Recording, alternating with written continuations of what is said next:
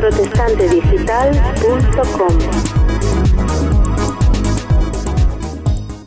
En Génesis vamos a recibir una vez más a Shai Semer. Bien hallado, Shai. Muchas gracias, bien hallados. Estamos en tiempo de Cuaresma y resulta casi, podríamos decir, obligatorio hablar de un episodio que está estrechísimamente relacionado con este tiempo y que no es otra cosa que la salida del pueblo de Dios de Egipto. Y antes de entrar en el tema podríamos decir que una vez más, Shai, estamos hablando del enfrentamiento entre los amalecitas o quienes lo representan y Dios. Sí, no olvidemos de que hoy en día la consecuencia de lo que estamos hablando y por extensión, que más de 200 millones de cristianos están siendo perseguidos en distintas partes del mundo y fundamentalmente en lugares específicos que son lugares donde el radicalismo de la religión, de la creencia musulmana ha llegado a límites insospechados y a límites prácticamente inverosímiles de buscar, digamos, libertades para la población solamente de la fe musulmana, pero no libertades para lo que ellos llaman las minorías étnicas, religiosas, etnoreligiosas, que en este caso los cristianos. Y también se puede decir, y no quiero irme del tema, de que la debilidad de una Europa que intentó y sacó el concepto de Dios de su constitución del mercado común europeo, y con la facilidad que aquí también se puede hacer ridículo de la religión cristiana, debilita mucho la imagen y el concepto que el propio continente tiene de esas bases judeocristianas que son, digamos, pilares de la sociedad occidental. Pero esta guerra, si hoy se expresa, o este enfrentamiento, o esta persecución, si hoy se expresa en un mundo cristiano que no ha sabido vislumbrar el hilo bíblico, porque teológicamente se han hecho muchos cortes de interpretación extremadamente etéreas, y ahora se están volviendo teólogos y teologías a pensar que hay un hilo conductor común, y lamento los años de desperdicio que han tenido los estudiosos en no entender qué coincidencia hay entre Éxodo, por ejemplo, capítulo 10 en adelante, y el deseo de Faraón de acabar con el pueblo testigo, el pueblo de Dios, el que es gloria para tu pueblo Israel y luz para los gentiles, y el hilo conductor que nos lleva hoy a esto que se está llamando la persecución en esos lugares que he nombrado, y también podemos decir la falta de tolerancia y también el exterminio final de una nación. Si me permites, quiero que un poco al hilo de lo que estás hablando, podríamos hablar de la ingenuidad de los líderes europeos de llamar primavera a lo que no era otra cosa que una brutal tormenta de invierno. Bueno, la ingenuidad viene porque, digamos, hoy los medios están dirigidos, no quiero entrar en ese tema, quién dirige los medios, pero hay realmente una falta de profundidad, y los que profundizan son llamados reaccionarios.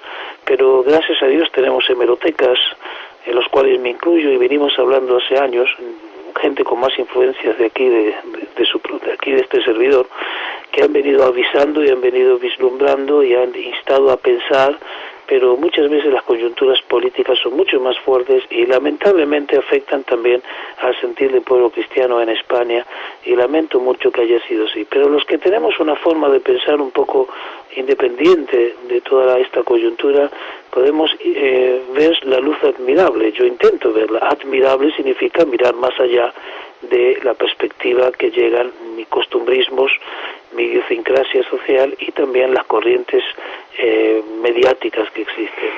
El creyente de cierto nivel, no solo intelectual, sino de cierto nivel bíblico, debe buscar lo admirable, que es mirar más allá de. Y la Biblia da una perspectiva admirable, que no solamente es un concepto cristocéntrico, sino que ahí se vislumbra el plan de Dios, donde indudablemente Cristo, el Mesías, es el centro, pero el plan de Dios tiene una periferia que sin ella no se puede consumar. Esa periferia o ese hilo conductor es de lo cual vamos a hablar hoy, como una parte, digamos, o un bosquejo para ilustrar a nuestros oyentes. Es importante de que Faraón intenta dividir. Faraón viene de Egipto, es Faraón, el rey de Egipto, intenta dividir porque Él es el Rey de la estrechez.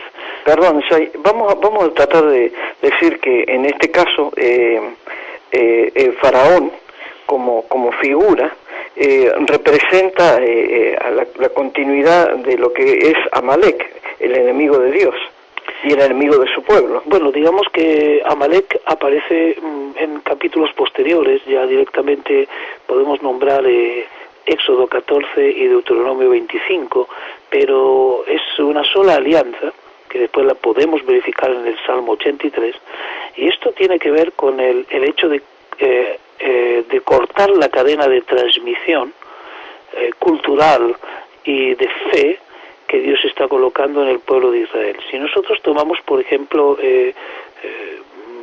Joel, capítulo 1, versículo 3, dice: contadlo a vuestros hijos, y vuestros hijos a sus hijos, y sus hijos a la siguiente generación. En el Museo del Holocausto de Jerusalén, que es un museo realmente extraordinariamente trabajado, en donde se intenta reavivar o que no se consuma en el olvido lo que pasó en la Alemania nazi entre 1929, que comienza toda esta agitación, hasta 1945, está en la pared de entrada, o sea, en uno de los muros, escrito Joel 1:3, contadlo a vuestros hijos, y vuestros hijos a sus hijos, y a sus hijos a la siguiente generación.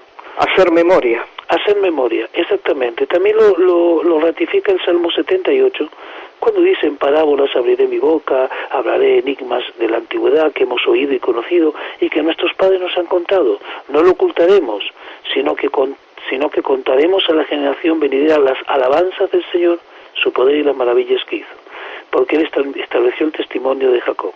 Así que esa tradición de pasar la revelación de padres a hijos es la que mantuvo vivo al pueblo de Israel como un pueblo testigo a lo largo de todas las generaciones, ¿sí? Y estas palabras que mando hoy a tu corazón, diligentemente las enseñarás a tus hijos y hablarás de ellas. Deuteronomio 6:6.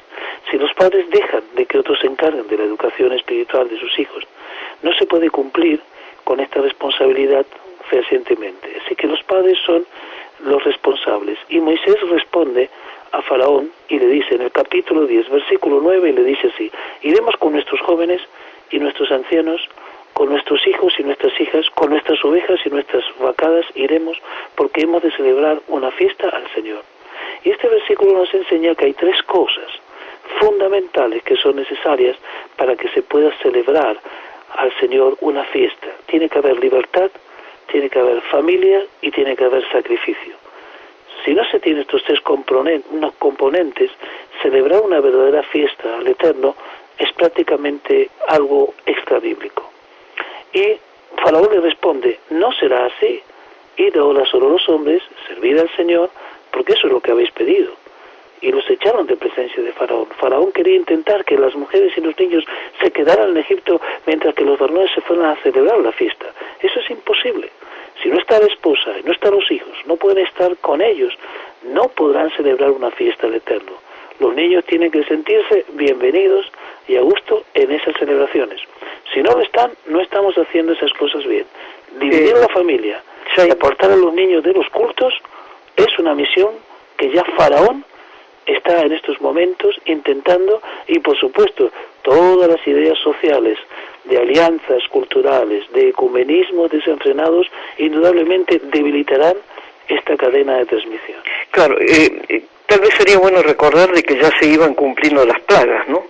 Ya había pasado la de la sangre, la de las ranas, la de los piojos, la de las moscas. Están por venir las langostas y claro, úlceras, granizo, y ahora están por venir la de... esto es, digamos, el preámbulo del momento en que va a llegar la plaga de langostas. Faraón es avisado porque el Señor avisa, ya que quiere que el pecador se salve. Y avisa con las plagas, pero Faraón aún no comprende lo que está pasando, no quiere comprender. Todas las celebraciones bíblicas están diseñadas para que los niños también estén presentes. No en vano en esa cadena de transmisión. En Marcos 10:13 dice el Señor, está claro, y le traía a los niños para que los tocara y los discípulos los reprenden, porque cuando el mismo Señor vio esto se indignó y le dijo: dejad que los niños vengan a mí. Esto no es una proposición romántica o de los derechos universales del niño. Esto no tiene nada que ver con lo que podemos pensar en el siglo XXI. No tiene nada que ver. Esto simplemente es dejar que los niños vengan a mí, pero no pueden venir sin dirección. Los niños tienen que saber a dónde van. Es decir, cuando los dejan ir a Él, son direccionados por los padres hacia el Mesías. O sea, dejad que estos niños vengan a mí, no es porque los discípulos estaban en una situación torpe, sino que aprovecha el Señor para dar una enseñanza de esa cadena de transmisión. No os olvidéis que Faraón también lo intentó, no sea que por algún tipo de formalismos o algún tipo de respeto no queréis ahora que los niños molestas. Dejad que vengan ellos, quiere decir, dejad direccionar esos niños hacia mí, no se los impidáis, porque de los que son como estos es el reino del Señor, de tales. O sea, todos los que estemos en esa situación de ingenuidad, tenemos que llegar al Señor para poder entrar al reino. Y en verdad os digo, el que no reciba el reino del Señor como un niño, no entrará en él. Claro. ¿Qué está intentando de hacer Faraón? Cortar esa cadena de transmisión. Y aquí después de esto viene enseguida, inmediatamente, las langostas, sobre todo en la tierra de Egipto. Perdón, quería decir que este tema de los niños también permitiría una reflexión más a propósito de que los niños son evidentemente los portadores de las memorias para las futuras generaciones. Los niños son portadores de las memorias para las futuras generaciones si se le explica de padres a hijos, y el padre es el primero que tiene que aprender que el testimonio bíblico es una cadena de transmisión con unos dientes. En esa cadena de transmisión, se puede decir unos aguijones que no se puede prescindir de ninguno de ellos. Prescindirlo por comodidad, quitar de la Escritura, disminuir de la Escritura, sintetizar las cosas de la Escritura, según Apocalipsis 22, implicaría ser cortado del libro de la vida. Así que indudablemente que estamos frente a un peligro de caer en el simplismo y en el reduccionismo teológico solamente para poder vivir mejor el siglo XXI. Creo que esto no puede ser. Así que Faraón ya lo está intentando y quiere separar a las familias entre sí. Así que hay aquí una plaga que viene inmediatamente, y hubo densas tinieblas. Y claro, después cuando Faraón empieza a apurar a Moisés, y es interesante porque hay una intercesión aquí interesante que hay en el capítulo 10. Faraón hace llamar a Moisés y Aarón y dice en el capítulo 10:16: he pecado contra Yahvé, vuestro Dios, y contra vosotros. Mas ruego ahora que perdonéis mi pecado solamente esta vez, y que oréis a Yahvé, vuestro Dios, que quite de mí solamente esta muerte. Y ahora salió y Moisés y ora a Faraón. Así que, ¿esto qué es lo que está pasando? El Señor quita la langosta, ¿sí?, y la saca de allí. Mas se comprende que Faraón no está realmente convencido, porque no envía a los hijos de Israel. Claro. Sí, porque entonces dice, Jehová endureció el corazón de Faraón y no dejó ir a los hijos de Israel. Sí, pero no se endureció el corazón de Faraón porque estaba hablando, sino que se va comprendiendo la Escritura de que ese corazón estaba realmente con un doble ánimo. Entonces vienen las tinieblas. Ese término de las tinieblas, cuando extiende su mano Moisés y al rey de las tinieblas, que es Faraón, que la misericordia de Dios es eterna y justa, y no acepta el arrepentimiento de Faraón, porque con el corazón se cree y con la boca se confiesa, y creemos que Dios no se equivocó. Es en ese momento que le demuestra quién es el que realmente puede provocar tinieblas, porque en el 10:23 de Éxodo no se veían unos a otros, y nadie se levantó de su lugar por 3 días, pero todos los hijos de Israel tenían luz en sus moradas. Las tinieblas no fueron una clase de tinieblas de la que nosotros estamos acostumbrados a hablar, sino que es una tiniebla en la cual no hay manera de obtener luz. Aunque se enciende el fuego, no emite luz. Claro. Eran tinieblas tan compactas, de manera que nadie se podía mover, estaban inmovilizados. La luz no se reflejaba en ningún objeto posible. Esas son las tinieblas del Génesis. Esa es la oscuridad de la cual el Señor dijo sea la luz. Y todos estaban quietos en sus lugares durante 3 días, pero los hijos de Israel tenían luz. Esto indica que los que andamos en luz y los que estamos en el reino de la luz podemos seguir caminando, aún haya tinieblas. Claro. Hay 2 reinos espirituales. El reino de la luz, eso iba a decir, ¿no? Que hay 2 reinos espirituales, donde gobierna el Señor y los que andan allí en la obediencia, y el reino de las tinieblas, donde reina el enemigo, claro, Satanás. Porque es interesante, ¿no?, que las 9 plagas anteriores fueron de cosas que se podían tocar. Así es. Pero esto no, esto debe ser aterrador, ese nivel de tinieblas y el poder que hay que tener. Me imagino que esto habrá precedido el faraón, el poder que hay que tener para producir semejante oscuridad. Demuestra aquí el poder del Señor, de que los egipcios tienen el poder de crear oscuridad, pero no de obtener la luz. Y cuando les desafía con la oscuridad total, es incapaz ningún siervo del faraón producir luz por 3 días. Esto también podemos entender que estos 3 días tienen una semejanza con los 3 días que estuvo el Mesías, ¿sí?, antes de la resurrección. Y entonces después viene la luz. El Salmo 107, capítulo 207, versículo 10, nos dice que los moradores de tinieblas y de sombra de muerte están prisioneros en miseria y en cadenas porque fueron rebeldes a la palabra del Señor. Pero Él los salvó de sus aflicciones finalmente y los sacó de las tinieblas y de la sombra de muerte y rompió sus ataduras. Quiere decir, de la sombra de muerte se puede salir a la luz. Y eso es lo que Dios en ese momento está identificando a Faraón, de la sombra de muerte, para que abramos los ojos, así de que nos envolvamos de la oscuridad a la luz y del dominio del diablo al dominio del Señor, para que reciban, dice Hechos capítulo 26, versículo 18, por la fe en mí, el perdón de los pecados y herencia entre los que han sido santificados. De alguna manera el proceso ya se inicia y la lucha entre las garras de la oscuridad sobre el pueblo de Israel y cómo en medio de esa oscuridad se obtiene la luz. Esto es muy interesante porque esta lucha continuará en forma manifiesta a lo largo de tantos versículos bíblicos. Expresa la contingencia entre tinieblas y luz. Pero de alguna manera nosotros, siendo hijos de luz e hijos del día, no somos de la noche y no somos de las tinieblas. Para lograr esto hay que entender el hilo conductor y cómo la lucha se va desarrollando. ¿Cuáles son los poderes y las fuerzas que están interviniendo en esta contienda? Es significativo esta cuestión de que entendamos en la vida práctica, en nuestra vida personal, lo que significa la luz y las tinieblas, lo que significa estar en el propósito de Dios y lo que significa cuando nos alejamos de esos propósitos de Dios y entramos en el universo tremendo de la oscuridad.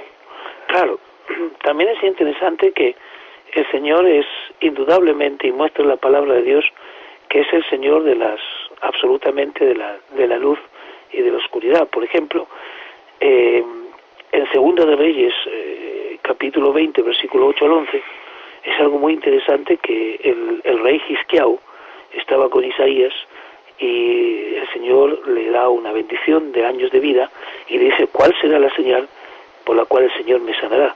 Y finalmente le dice el profeta Isaías que clama al Señor, y el Señor hizo volver atrás la sombra 10 grados en las gradas, las que había declinado en las gradas de Ahaz o de Acaz. Es decir, hubo un retroceso de la luz en un momento y posiblemente haya sido un cambio notorio, histórico, en la duración de la luz, o sea, el tiempo que la luz está presente en un día de 24 horas, ¿no? Por supuesto. Y hoy la astronomía da fe de que estas cosas han cambiado, que hubo un cambio de movimiento de la Luna con respecto a la Tierra y que eso hizo cambiar la cantidad de luz que tenemos en un día o las horas de luz que tenemos en un día. Esto lo certifica hoy los estudios astronómicos. ¿Qué quiere decir? Porque esto de no saber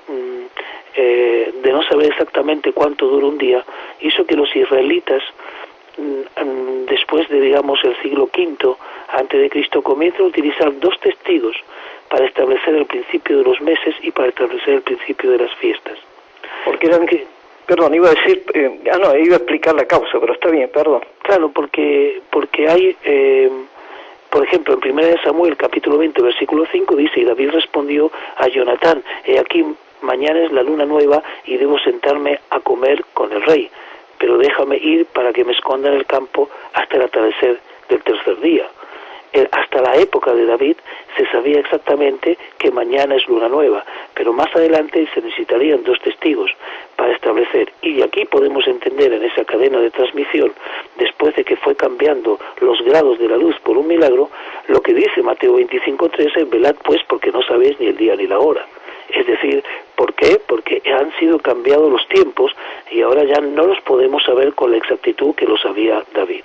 Todo esto se le está mostrando a Faraón que Faraón no domina el tiempo, no domina los días, no domina la eternidad, ni siquiera puede producir luz en una oscuridad total. Este es el poder de Dios que se está manifestando, para que se utilice esta memoria cuando lleguen días en donde pensemos que estamos débiles y tenemos fe pero no sabemos cómo expresar, la palabra fiel hará que los corazones pasen de tibieza a total fogosidad. Claro. Y sin embargo, en medio de esa oscuridad, los hijos de Dios tuvieron luz. Exactamente, tuvieron luz y estaban quietos, pero estaban en total obediencia dentro de las casas y nadie se movió. Esto es muy importante.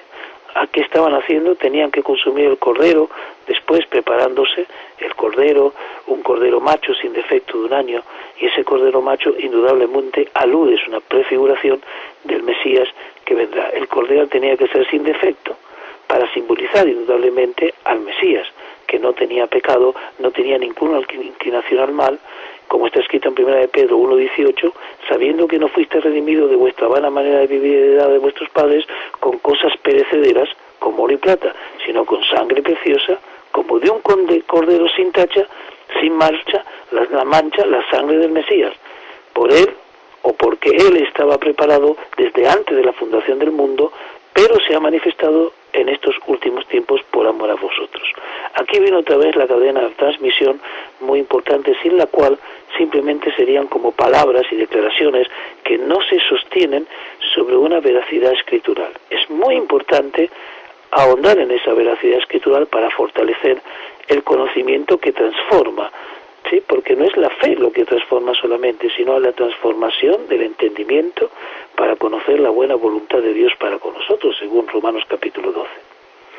Y así llega por fin a convencerse el faraón luego de semejante demostración de poder. No tiene alternativa. Faraón prácticamente está absolutamente perplejo frente a lo que está pasando y tiene que dejar salir a los israelitas, pero los deja salir de una manera asombrosa, ¿no? Después los comienza a perseguir, porque Faraón no es un líder simple. Como dijimos una vez, es el líder que hoy tendría gran éxito en la sociedad. Se levanta de su debilidad, ha perdido todos los primogénitos, está absolutamente el país destruido, consumado, no se retira a una vivienda alejada en algún lugar ni se dedica a dar conferencias por el mundo de cuán grande es la visión económica, ni tampoco lo ascienden, simplemente coge todos los carros que tiene a su disposición, carros de guerra, todos los caballos enflaquecidos y coge a su ejército, por lo menos 1.800 hombres, porque van 3 por carro de combate, y sale a perseguir a un contingente que, por más que haya discusión, ¿sí? Hablan de 3 millones, hablan de 600.000, es superior a toda esa avanzadilla militar que les está persiguiendo. ¿Cómo logró Faraón sacar del shock y del miedo a su pueblo, hacerlo subir a esos carros y en el devastador ambiente y en esa devastadora demostración de poder? ¿Cómo logra convencer a los seguidores? ¿Cuál fue el discurso que utilizó? Pues ese sí es un contrincante de difícil, ¿cómo se dice? Fibra. Claro. Este es el que le va a hacer frente a la luz y el que no tiene temor de Dios. Esto no es cualquier cosa, es que puedes levantar alma de los escombros y levantarlas contra el trono de Dios y levantar su mano y tener liderazgo para hacerlo, y no necesito más que decir seguidme, y se fueron con él. Tal vez debería ser reflexionado a propósito de quién es nuestro enemigo, porque nosotros tenemos actitudes bastante contemplativas con relación a determinadas situaciones. Sin embargo, este enemigo, el enemigo de Dios, es como has dicho, se levantó de en medio de una auténtica catástrofe y fue capaz de seguir persistiendo con el fragor de la batalla. Claro, los enemigos, la palabra dice enemigos de enemistad, podemos estar enemistados con un pariente, con un amigo, pero aquí no se trata de esa palabra de enemistad. Es el enemigo que no teme, no es que nos tiene por menos, no somos nosotros el motor de su enemistad, porque no teme a Dios y ha levantado su mano contra el trono de Dios. La contingencia es entre él y Dios, y nosotros estamos en una situación, tercera posición, se puede decir, y por consiguiente y periféricamente somos nosotros destinatarios de la ira de este enemigo, pero este enemigo no está enemistado con nosotros, directamente no tiene temor de Dios, no es que no se le ha predicado el Evangelio, se ríe de esa predicación y de nuestros argumentos, directamente conoce las plagas, conoce la apertura del Mar Rojo, conoce parte de la verdad, conoce el poder de Dios desplegado y no le teme.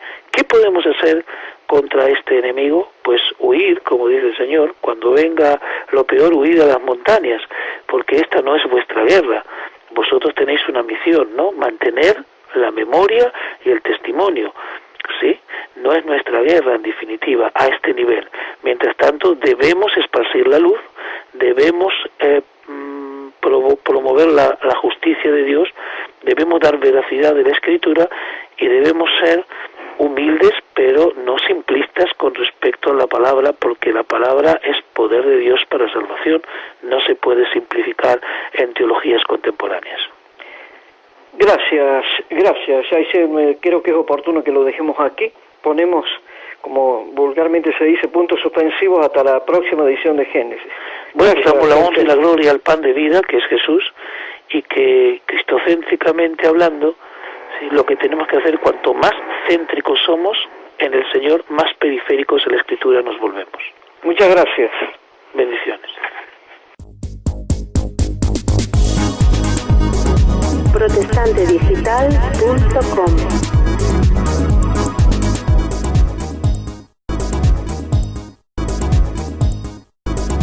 El hilo bíblico, porque teológicamente se han hecho muchos cortes de interpretación extremadamente etéreas, y ahora se están volviendo teólogos y teologías a pensar que hay un hilo conductor común, y lamento los años de desperdicio que han tenido los estudiosos en no entender qué coincidencia hay entre Éxodo, por ejemplo, capítulo 10 en adelante, y el deseo de Faraón de acabar con el pueblo testigo, el pueblo de Dios, el que es gloria para tu pueblo Israel y luz para los gentiles, y el hilo conductor que nos lleva hoy a esto que se está llamando la persecución en esos lugares que he nombrado, y también podemos decir la falta de tolerancia y también el exterminio final de una nación.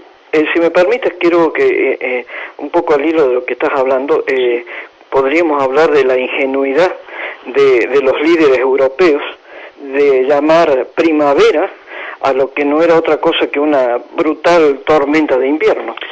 Bueno, la ingenuidad viene porque, digamos, hoy los medios están dirigidos, no quiero entrar en ese tema, quién dirige los medios, pero hay realmente una falta de profundidad, y los que profundizan son llamados reaccionarios. Pero gracias a Dios tenemos hemerotecas, en los cuales me incluyo, y venimos hablando Estamos hablando del enfrentamiento entre los amalecitas o quienes lo representan y Dios. Sí, no olvidemos de que hoy en día la consecuencia de lo que estamos hablando, y por extensión que más de 200 millones de cristianos están siendo perseguidos en distintas partes del mundo y fundamentalmente en lugares específicos que son lugares donde el radicalismo de la religión, de la creencia musulmana ha llegado a límites insospechados y a límites prácticamente inverosímiles de buscar, digamos, libertades para la población solamente de la fe musulmana, pero no libertades para lo que ellos llaman las protestantedigital.com. En Génesis vamos a recibir una vez más a Shai Semer. Bien hallado, Shai. Muchas gracias, bien hallados. Estamos en tiempo de Cuaresma y resulta casi, podríamos decir, obligatorio hablar de un episodio que está estrechísimamente relacionado con este tiempo y que no es otra cosa que la salida del pueblo de Dios de Egipto. Y antes de entrar en el tema podríamos decir que una vez más hay minorías étnicas, religiosas, etnoreligiosas, que en este caso los cristianos, y también se puede decir, y no quiero irme del tema, de que la debilidad de una Europa que intentó y sacó el concepto de Dios de su constitución del mercado común europeo, y con la facilidad que aquí también se puede hacer ridículo de la religión cristiana, debilita mucho la imagen y el concepto que el propio continente tiene de esas bases judeocristianas que son, digamos, pilares de la sociedad occidental. Pero esta guerra, si hoy se expresa, o este enfrentamiento, o esta persecución, si hoy se expresa en un mundo cristiano que no ha sabido vislumbrar